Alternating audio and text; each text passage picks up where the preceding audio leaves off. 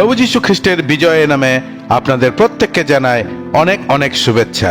আশা করি আপনারা ঈশ্বরের রাজ্যের জন্য দিন প্রতিদিন বৃদ্ধি পাচ্ছেন। পিতা ঈশ্বরের গৌরব হোক। হালেলুয়া। আমরা প্রকাশিত বাক্যের আলোচনায় আছি। গত আলোচনায় আমরা দেখেছি এই দ্বিতীয় পশু যে ভেড়ার মতো দেখতে এবং যার দুটো শিং আছে। দেখতে তো ভেড়ার মতো, কিন্তু তার দুটো শিং আছে। আর যে স্থল থেকে উঠে আসবে, অর্থাৎ যাকে মিথ্যা ভাববাদী বা ভক্ত ভাববাদী অর্থাৎ ফলস প্রফেট বলে চিহ্নিত করা হয়েছে, তার কার্যকলাপ নিয়ে সে কিভাবে মহাক্লেশকালের সময় অপবিত্র তীর্থ গঠন করে শয়তান ও অ্যান্টিক্রাইস্টের সাথে কার্য করছে এবং জগৎ সংসারকে ভ্রান্ত করে এক মিথ্যা ধর্মের সূচনা করে খ্রিস্ট বিরোধীকে ঈশ্বর বলে প্রতিষ্ঠা করেছে। মনে রাখবেন, শয়তানের সব থেকে বড় হাতিয়ার হলো ধোঁকা। শয়তানের সব থেকে বড় হাতিয়ার কি? ধোঁকা। সেই ধোঁকা চালবাজের মধ্যে যেন আমরা কোনোভাবেই ফেঁসে না যাই, তার জন্য আমাদের কি করতে হবে? আমাদের ঈশ্বরের বাক্য গভীরভাবে অধ্যয়ন করতে হবে। আমরা দেখেছি দুটি পশু দুটি স্থান থেকে বার হয়ে আসছে। প্রথম পশু কোথা থেকে? সমুদ্র থেকে। আর দ্বিতীয় পশুটি কোথা থেকে? দ্বিতীয় পশুটি পৃথিবী থেকে বার হয়ে আসছে। সমুদ্র অর্থাৎ অন্য জাতি, যারা ঘোর অন্ধকারে আছে, সত্য থেকে দূরে আছে, কারণ তারা সত্যকে প্রত্যাখ্যান করেছে। আর পৃথিবী অর্থাৎ ইসরায়েল জাতির মধ্যে থেকে আসবে এই ফলস প্রফেট। আচ্ছা, এই পশু যে ইসরায়েল জাতির মধ্যে থেকে আসছে, তাকে দেখতে কেমন? সে দেখতে মেষের ন্যায়, কিন্তু তার দুটো শিং আছে। আপনি লক্ষ্য করে দেখবেন, ভেড়ার কখনো শিং হয় না। প্রভু যীশু খ্রিস্টকে কার সাথে তুলনা করা হয়েছে বলুন তো? হ্যাঁ, ঠিক বলেছেন, মেষের সাথে। কিন্তু সেই মেষের কোনো শিং নেই। কিন্তু এখানে এই মেষের দুটো শিং, অর্থাৎ দুই সাক্ষ্য গবাহী। পবিত্র ত্রিত্বের নকল হলো এই অপবিত্র তীর্থ। ঈশ্বর পিতা, পুত্র, পবিত্র আত্মা, এই পবিত্র তীর্থের নকল হলো অপবিত্র তীর্থ। সর্বশক্তিমান ঈশ্বরের নকল করে এই পৃথিবীকে ভ্রান্ত করবে এই অপবিত্র তীর্থ। যে বিষয়ে আমরা আগের আলোচনাগুলিতে দেখেছি, পবিত্র আত্মা যেমন খ্রিস্টের কার্যকে উচ্চ ও উন্নত করছে, ঠিক তেমনি এই ভক্ত ভাববাদী তার আশ্চর্য চিহ্ন কাজের দ্বারা খ্রিস্ট বিরোধীকে প্রভাবিত করে জগতের কাছে তাকে ঈশ্বর বলে প্রতিষ্ঠা করছে। আমরা আগের ভিডিওতে সেই সকল বিষয়গুলি আলোচনা করেছি। ড্যানিয়েলের পুস্তকে আমরা দেখেছি রাজা নবুখাদনেস্সর যেমন নিজের প্রতিমা স্থাপন করে সকলকে পূজা আরাধনা প্রণাম করার নির্দেশ দিয়েছিলেন, তাই না? ঠিক তেমনি এই ভক্ত ভাববাদী অ্যান্টিক্রাইস্টের মূর্তি বানিয়ে কোথায় স্থাপন করেছে? জেরুজালেম মন্দিরে স্থাপন করেছে। আজকের আলোচনায় আমরা খুব গুরুত্বপূর্ণ একটি বিষয়, মার্ক অব দ্য বিস্ট অর্থাৎ পশুর ছাপ বা চিহ্ন, এই বিষয়ে ঈশ্বরের বাক্য থেকে দেখব। আমরা ঈশ্বরের বাক্য থেকে দেখব। আমরা দেখেছি প্রথম পশু হলো খ্রিস্ট বিরোধী এবং দ্বিতীয় পশুটি হলো ভক্ত ভাববাদী। এই দুজনেই শয়তানের হাতের কাঠের পুতুল, অর্থাৎ শয়তানের দ্বারা চালিত ও নিয়ন্ত্রিত এক অপবিত্র তীর্থ, যা এই মহাক্লেশকালের সময় সম্পূর্ণ বিশ্বের উপরে তার নিয়ন্ত্রণ রেখেছে। এখন অ্যান্টি ক্রাইস্ট ভক্ত ভাববাদীর মাধ্যমে বিভিন্ন আশ্চর্য চিহ্ন কাজের মাধ্যমে নিজেকে এই পৃথিবীর ঈশ্বর বলে স্থাপন করেছে। সমগ্র বিশ্ব তার পূজা আরাধনা করছে। শয়তান এখন খ্রিস্ট বিরোধী ও ভক্ত ভাববাদীর মাধ্যমে এক নতুন ধর্ম স্থাপন করে সমগ্র বিশ্বকে এক করেছে তার আরাধনা করার জন্য। মনে রাখবেন, খ্রিস্ট বিরোধী তার রাজ্য শুরু করেছে প্রথম শিলমোহর খোলার পর। শান্তি শান্তি বলে সে সমগ্র বিশ্বকে তার দিকে আকর্ষিত করে তার রাজত্ব শুরু করেছে। কিন্তু সে তার আসল রূপে আসবে ক্লেশকাল শেষ হবার পরেই, অর্থাৎ 3.5 বছর পরেই মহাক্লেশকাল শুরু হয়ে যাচ্ছে। আর ঠিক এই সময় খ্রিস্ট বিরোধী তার আসল রূপ নিয়ে জগতের সামনে প্রকট হবে। শুরু হবে one government, one religion, one economy. এই মিথ্যা ধর্মের ঈশ্বর বলে সে নিজেকে স্থাপন করবে, যে কাজে তাকে কে সহায়তা করবে? দ্বিতীয় পশু অর্থাৎ ভক্ত ভাববাদী ফলস প্রফেট। আর ঠিক তারপরে শুরু হবে মার্ক অব দ্য বিস্ট অর্থাৎ পশুর ছাপ বা চিহ্ন 666।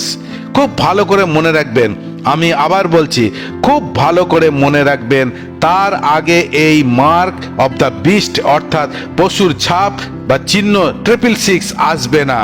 যদিও দিন প্রতিদিন এই বিষয়টি নিয়ে নানান প্রকার শিক্ষা মতবাদ শুনতে পাওয়া যায়, আপনি সোশ্যাল মিডিয়াতে প্রচুর প্রচুর ভিডিও পেয়ে যাবেন এই বিষয়ে, কিন্তু দুঃখের বিষয় তারা বেশিরভাগই ঈশ্বরের বাক্য থেকে বিষয়টি না দেখে জগতের জ্ঞান নিয়ে দেখছে, ফলে ভ্রান্ত বিষয়টি তারা উপস্থাপন করছে। এই বর্তমান যুগের টেকনোলজি দ্রুততার সাথে এগিয়ে যাচ্ছে সেই কার্যকলাপের দিকে, কিন্তু মনে রাখবেন এখনো সেই ছাপ অর্থাৎ সেই মার্ক অব দ্য বিস্ট 666 চিহ্ন এখনো আসেনি, তার সময় এখনো হয়নি। এটা হবে কখন? এটা হবে মহাক্লেশকালের সময়। সেই সময় আমরা অর্থাৎ মণ্ডলী এখানে থাকবে না, সেই সময় মণ্ডলী এখানে থাকবে না, মণ্ডলীর র্যাপচার হয়ে যাবে। তার আগেই আমরা এই সকল ঘটনার বিবরণ ঈশ্বরের বাক্য থেকে যা আজ শুনছি তা আমরা দেখতে পাবো না।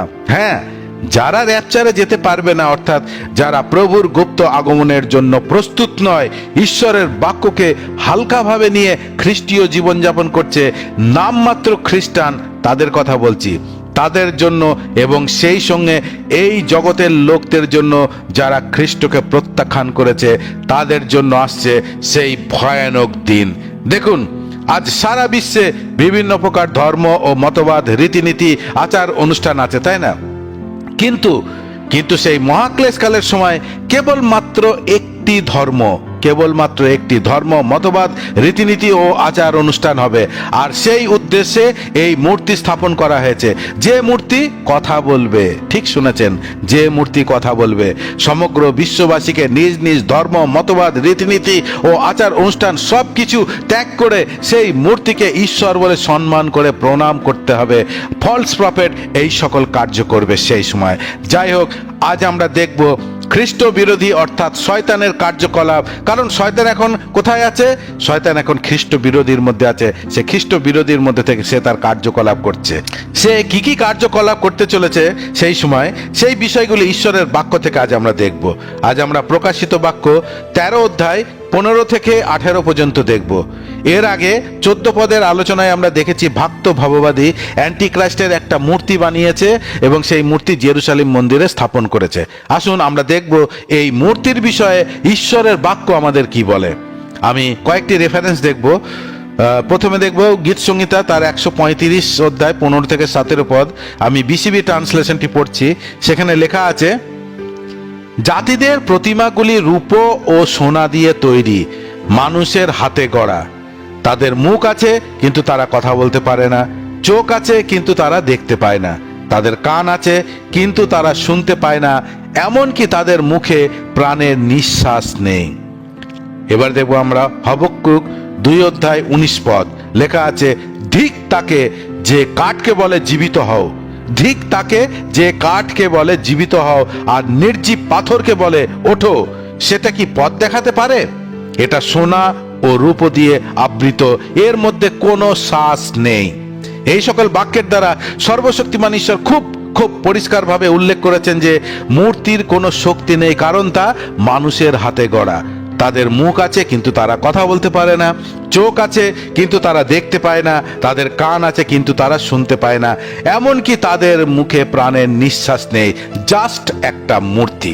কিন্তু প্রকাশিত বাক্য 13 অধ্যায় 15 পদে আমরা দেখতে পাচ্ছি সেই দ্বিতীয় পশু অর্থাৎ ভক্ত ভাববাদীকে সেই মূর্তির মধ্যে কি করছে? প্রাণবায়ু দেবার শক্তি দেওয়া হলো, যেন সেই মূর্তিটা কথা বলতে পারে। চিন্তা করতে পারছেন আপনি? এক অদ্ভুত আশ্চর্য ঘটনা ঘটবে, যা করার শক্তি স্বয়ং সর্বশক্তিমান ঈশ্বর ভক্ত ভাববাদীকে দিয়েছেন। লেখা আছে প্রাণ দেবার শক্তি, নিঃশ্বাস প্রদান করার শক্তি, ব্রেথ, ইংলিশ ট্রান্সলেশনে আছে ব্রেথ। নতুন নিয়মে আমরা জীবন অর্থাৎ লাইফ দেবার বিষয়ে যে শব্দ, গ্রিক শব্দটি আমরা দেখতে পাই সেটা হলো জোয়ে অথবা বায়োস। জোয়ে ও বায়োস। বায়োস মানে কি? বায়োস মানে হচ্ছে ন্যাচারাল লাইফ অর্থাৎ প্রাকৃতিক জীবন, যা সব প্রাণীর মধ্যে দেখতে পাওয়া যায়। কিন্তু জোয়ে মানে হচ্ছে গডস লাইফ, এটার্নাল লাইফ অর্থাৎ অনন্ত জীবন। আর যে জীবনের বিষয়ে প্রভু যীশু খ্রিস্ট প্রতিজ্ঞা করে বলেছেন, কারণ ঈশ্বর জগৎকে এমন প্রেম করলেন যে তিনি তার একজাত পুত্রকে দান করলেন, যেন যে কেউ তাকে বিশ্বাস করে সে বিনষ্ট না হয় কিন্তু অনন্ত জীবন পায়। এই যে অনন্ত জীবনের কথা বলা হয়েছে এটাকে বলা হচ্ছে জোয়ে। কিন্তু প্রকাশিত বাক্য 13 অধ্যায় 15 পদে যে শব্দটি ব্যবহার হয়েছে সেটার গ্রিক শব্দ হলো নিউমা। আর নিউমার মানে হলো নিঃশ্বাস, জীবন নয়। এই নিউমার শব্দটির মানে হলো নিঃশ্বাস, জীবন নয়। মনে রাখবেন, শয়তানের কাছে জীবন দেওয়ার শক্তি নেই, কিন্তু জীবন নেবার শক্তি আছে। শয়তানের কাছে নতুন সৃষ্টি করার ক্ষমতা নেই, কিন্তু ধ্বংস করার ক্ষমতা আছে।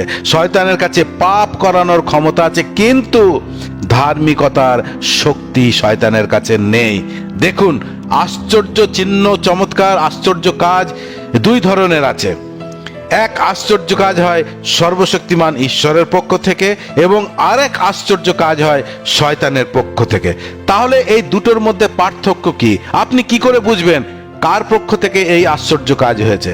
দেখুন, সর্বশক্তিমান ঈশ্বর যখন কাউকে আশীর্বাদ করবেন, মনে করুন তাকে অনেক অনেক ধন দৌলত দিয়ে আশীর্বাদ করলো, তাহলে ঈশ্বরের আশীর্বাদে যে ব্যক্তি প্রচুর ধন দৌলত হয়েছে, সেই ব্যক্তি সেই ধন দৌলতের প্রতি কোনো আকর্ষণ থাকবে না, বরং তার মন প্রাণ সব সময় ঈশ্বরের সান্নিধ্য লাভের প্রতি আকর্ষিত থাকবে।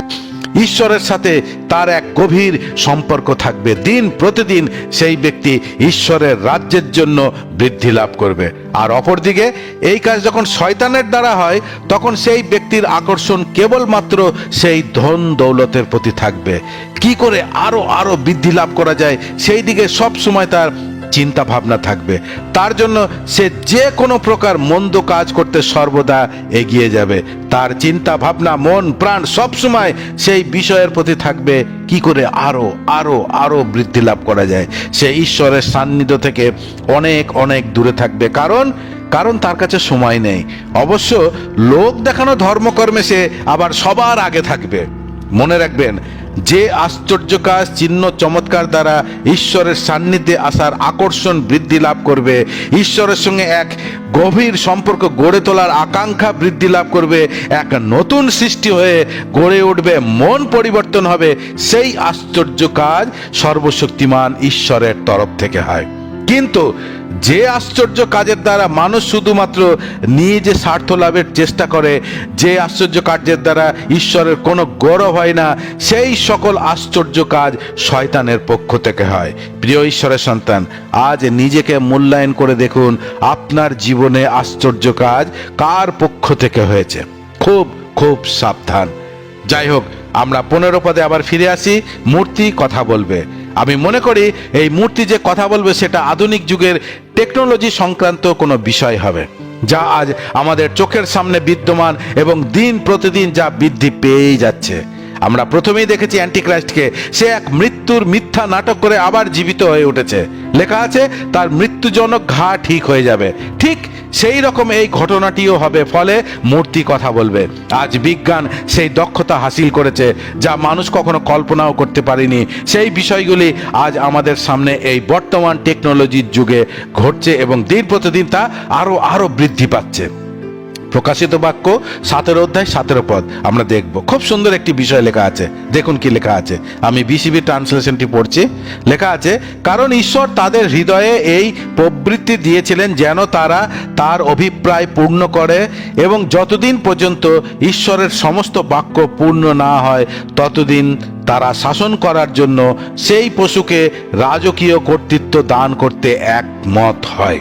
অর্থাৎ ঈশ্বর তাদের এই সকল করার অনুমতি দিচ্ছেন। এই সব কিছুই মহান পিতা ঈশ্বরের পরিকল্পনা অনুযায়ী হচ্ছে, যেন ঈশ্বরের বাক্য পূর্ণতা লাভ করে এবং অ্যান্টিক্রাইস্ট রাজত্ব করতে পারে শয়তানের চালনায়। দেখুন, এই জগৎ মিথ্যাকে ভালোবেসেছে, সত্যকে সর্বদা প্রত্যাখ্যান ও ঘৃণা করেছে।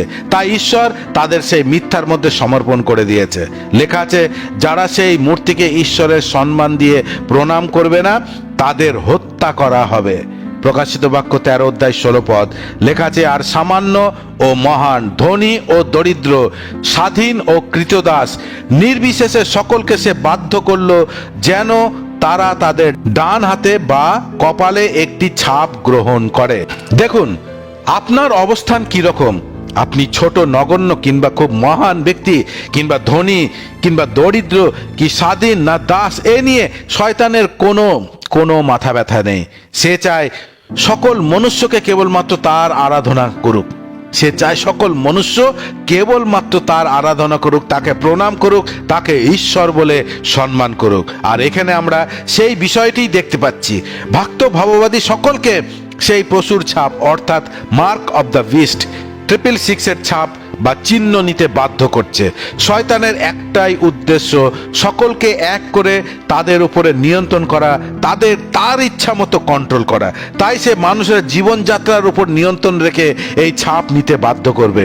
এই ছাপের মাধ্যমে অ্যান্টিক্রাইস্ট দেখতে চায় কে তার লোক আর কে তার বিপক্ষদের তার পক্ষে নিয়ে আসার জন্য সে সব রকমের প্রচেষ্টা সেই সময় চালাবে। এরা হচ্ছে সেই সকল লোকেরা যারা ঈশ্বরের সত্য বাক্যকে গ্রহণ করেনি, মিথ্যাকে ভালোবেসেছে, ঈশ্বরের বাক্যকে গুরুত্ব দেয়নি, তুচ্ছ জ্ঞান করেছে, ঈশ্বরের সত্যকে তুচ্ছ জ্ঞান করেছে, নিজ জ্ঞানের দ্বারা মহান পিতা ঈশ্বরের জ্ঞানকে পরীক্ষা করেছে। সাধু পৌল তাদের বিষয়ে খুব সুন্দর একটি কথা লিখেছেন। 2 থিসলনিকীয় তার 2:10 লেখা আছে, সে সব ধরনের মন্দের দ্বারা যারা বিনাশের পথে চলেছে তাদের প্রতারণা করবে, তারা ধ্বংস হবে, কারণ তারা সত্যের অনুরাগী হতে অস্বীকার করেছে ও পরিত্রাণ পেতে চায়নি। ঈশ্বরের ছাপ এবং শয়তানের ছাপ, এই দুটোর মধ্যে বিশাল পার্থক্য আছে, আকাশ পাতাল পার্থক্য। মনে রাখবেন, শয়তান সর্বদা ঈশ্বরের নকল করতে চায়। আমরা দেখি যে পিতা ঈশ্বর সেই সময় 1,44,000 লোকদের সিলমোহর করেছেন। আবার পিতা ঈশ্বর বিশ্বাসীদেরও পবিত্র আত্মা দ্বারা সিলমোহর করে রেখেছেন। আবার এদিকে দেখতে পাচ্ছি শয়তান ছাপ লাগাতে শুরু করেছে, অর্থাৎ মার্ক অব দ্য বিস্ট 666। সিলমোহর করছে না, সে চিহ্ন লাগাচ্ছে। আপনি দেখে থাকবেন ভোট দেওয়ার সময় হাতের আঙুলে একটা চিহ্ন দেওয়া হয়, এটা বোঝার জন্য যে এই ব্যক্তি ভোটদান করেছেন। ফলস প্রফেট অ্যান্টিক্রাইস্টের সাথে মিলে কি করছে, এমন এক চিহ্ন লাগাচ্ছে যা মানুষের জীবন যাত্রার সাথে যুক্ত।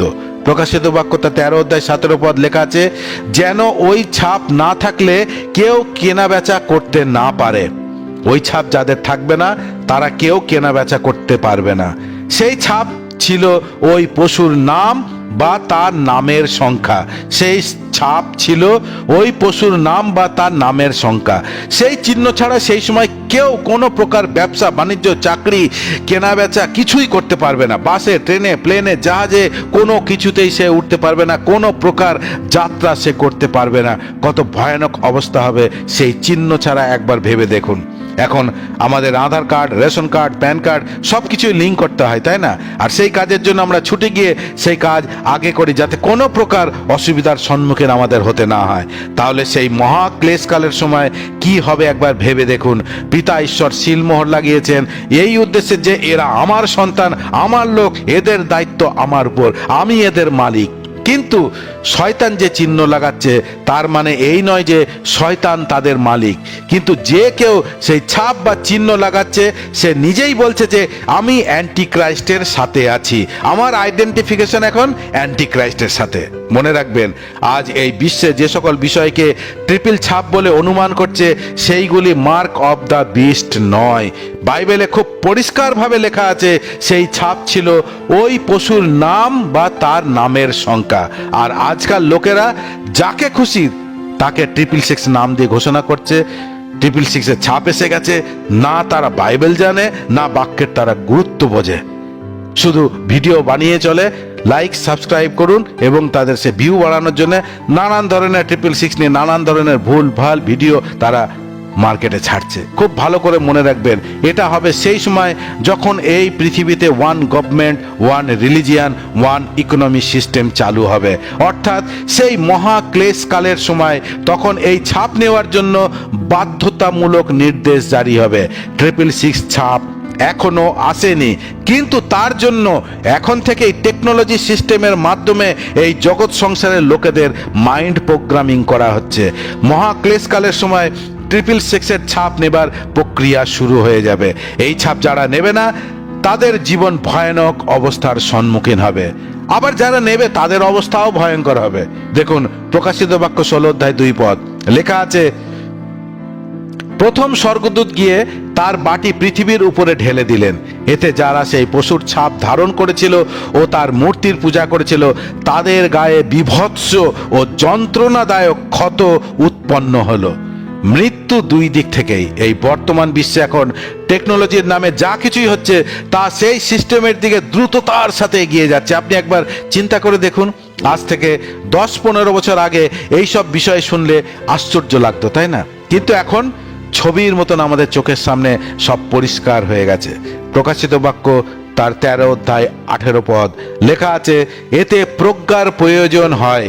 যদি কারো অন্তর্দৃষ্টি থাকে সে ওই পশুর সংখ্যা গুণে নিক, কারণ তা ছিল মানুষের সংখ্যা। ওই সংখ্যাটি হলো 666, 666। যদিও এই 666 সংখ্যা নিয়ে বিভিন্ন রকমের আলোচনা আমরা সোশ্যাল মিডিয়াতে শুনতে পাই ও দেখতে পাই, তাই না? কিন্তু আমাদের সেই সব বিষয়ে মনোযোগ দিলে হবে না যা আমাদের ভ্রান্ত করবে। আমাদের সবসময় বাইবেল কি বলছে এই বিষয় সেই দিকে নজর রাখতে হবে। ঈশ্বরের বাক্য খুব খুব পরিষ্কারভাবে উল্লেখ করেছে, যদি কারো অন্তর্দৃষ্টি থাকে সে ওই পশুর সংখ্যা গুণে নিক, কারণ তা ছিল মানুষের সংখ্যা। সেই সংখ্যাটি হলো 666। কিন্তু মানুষ কি করছে? এই 666 সংখ্যা নিয়ে নানান ধরনের গবেষণা, চিন্তা ভাবনা, আলোচনায় মেতে আছে। এখন এমন এক পরিস্থিতি হয়ে গেছে যে এই 666 নাম্বার দেখলেই আমরা সঙ্গে সঙ্গে তা শয়তানের সঙ্গে কানেক্ট করে দিই, তাই না? এই 666 নাম্বারকে আমরা এড়িয়ে চলি, আমরা এই নাম্বারকে অশুভ বলে মনে করি। বাইবেল কি বলছে সেই বিষয়ে মনোযোগ না করে আমরা আমাদের জ্ঞান দিয়ে নানান প্রকার চিন্তা ভাবনা, কল্পনা জল্পনা শুরু করে দিয়ে এই 666 নাম্বার দিয়ে। ঈশ্বরের বাক্য খুব পরিষ্কারভাবে বলেছে সেই ছাপ ছিল ওই পশুর নাম বা তার নামের সংখ্যা। আবার বলছি, সেই ছাপ ছিল ওই পশুর নাম বা তার নামের সংখ্যা। যদি কারো অন্তর্দৃষ্টি থাকে সে ওই পশুর সংখ্যা গুণে নিক, কারণ তা ছিল মানুষের সংখ্যা। সেই সংখ্যাটি হলো 666। এখানে খুব পরিষ্কারভাবে লেখা আছে সেই সংখ্যা মানুষের সংখ্যা, কিন্তু আমরা ওই সংখ্যাকে শয়তানের সাথে জুড়ে দিয়েছি, টেকনোলজির সাথে জুড়ে দিয়েছি। আমরা দেখি ঈশ্বরের বাক্যে 7 সংখ্যাকে দেখানো হয়েছে সর্বশক্তিমান ঈশ্বরের পূর্ণতাকে প্রকাশ করার জন্য। ঈশ্বর সমস্ত কিছু 6 দিনে সৃষ্টি করে 7ম দিনে বিশ্রাম নিয়েছিলেন। বাইবেলের অনেক জায়গাতে 7 সংখ্যা ব্যবহার করা হয়েছে ঈশ্বরের পূর্ণতাকে প্রকাশ করার জন্য। আমরা এই প্রকাশিতের বাক্যের আলোচনাতেই দেখেছি যে 7 সংখ্যার কত গুরুত্ব, তাই না? সপ্তম মণ্ডলী, সপ্ত সুবর্ণ দিব্যিক্ষ, দক্ষিণ হস্তে সপ্ত তারা, সপ্ত শিলমোহর, সপ্তম তুড়িধ্বনি, ঈশ্বরের ক্রোধের 7ম বাটি। 7 সংখ্যা হলো সর্বশক্তিমান ঈশ্বরের সংখ্যা, যা তার সম্পূর্ণতাকে প্রকাশ করে। কিন্তু মানুষের অঙ্ক কত? 6। আমরা যখন ঈশ্বরের বাক্যে দেখি, যেমন আমি কয়েকটি রেফারেন্স দিচ্ছি, আপনি এগুলি সময় করে পড়ে নেবেন। আমি এখন পড়তে গেলে অনেক বড় ভিডিও হয়ে যাবে, আপনি এগুলো নোট করে নিন। এই রেফারেন্সগুলোর মধ্যে আপনি দেখতে পাবেন সেই বিষয়গুলি। 2 শামুয়েল তার 22 অধ্যায় 20 পদ, 2 শামুয়েল তার 22 অধ্যায় 20 পদ, প্রথম বংশাবলী 20 অধ্যায় 6 পদ, প্রথম শামুয়েল 17 অধ্যায় 4 থেকে 7 পদ, দানিয়েল তার 3 অধ্যায় 1 পদ, এবং প্রথম রাজাবলী তার 10 অধ্যায় 14 পদ। আমি আবার বলছি, 2 শামুয়েল 22 অধ্যায় 20 পদ, প্রথম বংশাবলী 20 অধ্যায় 6 পদ, প্রথম স্যামুয়েল 17 অধ্যায় 4 থেকে 7 পদ, ড্যানিয়েল তার 3 অধ্যায় 1 পদ, এবং প্রথম রাজাবলী 10 অধ্যায় 14 পদ। এই সকল বাক্যগুলি আপনি অধ্যয়ন করলে 6 সংখ্যাটি বারবার দেখতে পাবেন, যা মানুষের দিকে ইঙ্গিত করছে। ঈশ্বরের বাক্যে 7 সংখ্যাকে ঈশ্বরের সম্পূর্ণতাকে প্রকাশ করে এবং 6 সংখ্যাকে মানুষের সাথে দেখানো হয়েছে। আর এই মনুষ্যের সৃষ্টিও 6ষ্ঠ দিনেই হয়েছিল, তাই না? 6 সংখ্যা মানুষকে দেওয়া হয়েছে, যার অর্থ হলো মানুষ সম্পূর্ণ নয়। 6 সংখ্যা মানুষকে দেওয়া হয়েছে, যার অর্থ হলো মানুষ সম্পূর্ণ নয়, ইনকমপ্লিট, অর্থাৎ অপরিপূর্ণতাকে প্রকাশ করে।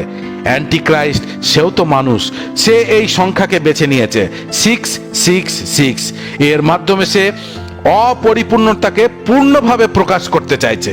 ঈশ্বর সম্পূর্ণ কিন্তু মানুষ সম্পূর্ণ নয়, তবুও মানুষ নিজেকে সর্বদা পূর্ণরূপে দেখাতে চায়। আমি সবকিছু, আজ এই বিশ্বে মানুষ নিজেকে মহান দেখানোর জন্য, পূর্ণতা দেখানোর জন্য কত কি না করছে, তাই না? এমনকি এই ক্ষুদ্র মস্তিষ্ক নিয়ে বিশ্ব ব্রহ্মাণ্ডের সৃষ্টিকর্তার বিরুদ্ধে কথা বলছে এবং ঈশ্বরের ভুল ধরার চেষ্টা করছে। শয়তান মানুষের এই সংখ্যা 666 তিনবার নিয়ে দেখাতে চাইছে আমি সর্বশক্তিমান ঈশ্বর, অর্থাৎ 666 হলো 666, মানুষ মানুষ মানুষ। আমরা দেখি সেই সময় মানুষের পূজা হচ্ছে ঈশ্বর বলে, মানুষের দ্বারা পূজা আরাধনা হচ্ছে এবং মানুষের জন্য এই সকল হচ্ছে। আমরা তাহলে কি দেখতে পাচ্ছি? সেই সময় মানুষের পুজো হচ্ছে ঈশ্বর বলে, মানুষের দ্বারা পূজা আরাধনা হচ্ছে এবং মানুষের জন্য এই সকল হচ্ছে। এক কথায় no regards for God at all, অর্থাৎ সর্বশক্তিমান ঈশ্বরের প্রতি বিন্দু মাত্র শ্রদ্ধা নেই। ঈশ্বর হলেন পবিত্র পবিত্র পবিত্র, অতি পবিত্র, কিন্তু মানুষ সর্বদা অসম্পূর্ণ অসম্পূর্ণ, ইনকমপ্লিট, যা ঈশ্বরের সমকক্ষ কখনোই হতে পারে না। এই মানুষ কে হবে, কি তার নাম হবে, সেটা অ্যান্টিক্রাইস্ট আসলেই জানা যাবে। কেননা তার আগে আমরা কি করে জানবো কে আসবে, তার নাম কি হবে? কেননা ঈশ্বরের বাক্য খুব পরিষ্কারভাবে বলেছে সেই ছাপ ছিল ওই পশুর নাম বা তার নামের সংখ্যা, অর্থাৎ 666 পশুর নাম বা নামের সংখ্যার সাথে যুক্ত। তাহলে যতক্ষণ না সেই প্রথম পশু আসছে ততক্ষণ এই সিস্টেম তৈরি হবে না, কেননা সেটা তার নামের সাথে যুক্ত। আর যতক্ষণ না সেই সিস্টেম তৈরি হচ্ছে ততক্ষণ এই ছাপ তৈরি হবে না, আর যতক্ষণ না সেই ছাপ তৈরি হচ্ছে ততক্ষণ সেই সিস্টেমও লাগু হচ্ছে না। আর এই সব কিছু কখন হবে? এই সব কিছু হবে মহাক্লেশকালের সময়, অর্থাৎ অ্যান্টিক্রাইস্টের শেষ 3.5 বছরের সময়। এই চিহ্নের সম্পর্ক থাকবে সোজাসুজিভাবে মানুষের জীবনযাত্রার সাথে। সুতরাং মানুষ নিতে বাধ্য হবে এই চিহ্ন নিতে, কারণ তাদের সেই ছাপ সম্পর্কে কোনো ধারণাই থাকবে না। তারা জানবেও না যে এটা মাত্র 3.5 বছরের জন্য। এখন যেরকম আমরা সব কিছু লিঙ্ক করছি, সেই সময় তারাও সেই মনে করবে যে কোনো সিস্টেম আপডেট এসছে, চলো আপডেট করি। বর্তমান টেকনোলজির বিশেষ ভূমিকা পালন করবে সেই ওয়ান ওয়ার্ল্ড গভর্নমেন্টের সময়, যা অ্যান্টিক্রাইস্টের জন্য খুবই সাহায্যকারী হবে, যার দ্বারা সে সম্পূর্ণ বিশ্বকে নিয়ন্ত্রণ করবে। এই বর্তমান টেকনোলজি যা দিন প্রতিদিন বৃদ্ধি পেয়েই চলেছে, তার দ্বারা পুরো বিশ্বকে নিয়ন্ত্রণ করবে অ্যান্টিক্রাইস্ট। প্রিয় ঈশ্বরের সন্তান, ঈশ্বরের বাক্য আমাদের খুব পরিষ্কারভাবে বলেছে এই সব বুঝতে বুদ্ধির দরকার। যার বুদ্ধি আছে সে সেই পশুর সংখ্যা গুণে দেখুক, কারণ ওটা মানুষের নামের সংখ্যা। কিন্তু খুব দুঃখের বিষয়, আজ বিশ্বাসীরাও তাদের বুদ্ধি এই জগতের টেকনোলজির সাথে লাগিয়ে 666 সমাধান গুরুত্বকে বুঝে উঠতে চাচ্ছে। সুতরাং খুব খুব সাবধান প্রিয় ঈশ্বরের সন্তান। একবার খুব গভীরভাবে চিন্তা করে দেখুন যে যে সকল ঘটনা সেই মহাক্লেশকালের সময় হবে তা এখন থেকেই একদম রেডি। আজকের এই বিশ্বের টেকনোলজি সেই সিস্টেমের দিকে খুব দ্রুততার সাথে এগিয়ে যাচ্ছে। One world government, one religion, one economy সিস্টেমের দিকে বিশ্বের দেশগুলি দ্রুততার সাথে এগিয়ে যাচ্ছে। এখন এই জগতে যা কিছু হচ্ছে, এখন এই জগতের চারিদিকে যা কিছু হচ্ছে, তার মূল একটাই উদ্দেশ্য, one government, one religion, one economy. এই সিস্টেম পর্দার আড়ালে গুপ্তভাবে কাজ করে যাচ্ছে, কিন্তু এই সকল ঘটনার আগে এই বিশ্বে এক মহা চাঞ্চল্যকর ঘটনা ঘটতে চলেছে, যাকে বলা হয় র্যাপচার। সেই বিষয়ে আজ মণ্ডলীর মধ্যে কোনো উদ্দীপনা নেই, কোনো উদ্দীপনা নেই, নেই কোনো প্রস্তুতি। প্রভু যীশু খ্রিস্ট বিভিন্ন দৃষ্টান্তের মাধ্যমে এই বিষয়ে আমাদের বারবার চেতনা দিয়ে রেখেছেন, কিন্তু আমরা সেই সকল বাক্যকে কোনো গুরুত্ব দিই না। অ্যান্টিক্রাইস্ট, 666 নাম্বার, এইসব নিয়ে আমরা খুব গবেষণা করতে ভালোবাসি, কিন্তু প্রভুর সাথে মধ্য আকাশে মিলিত হবার বিষয়ে মণ্ডলীর মধ্যে কোনো উৎসাহ নেই।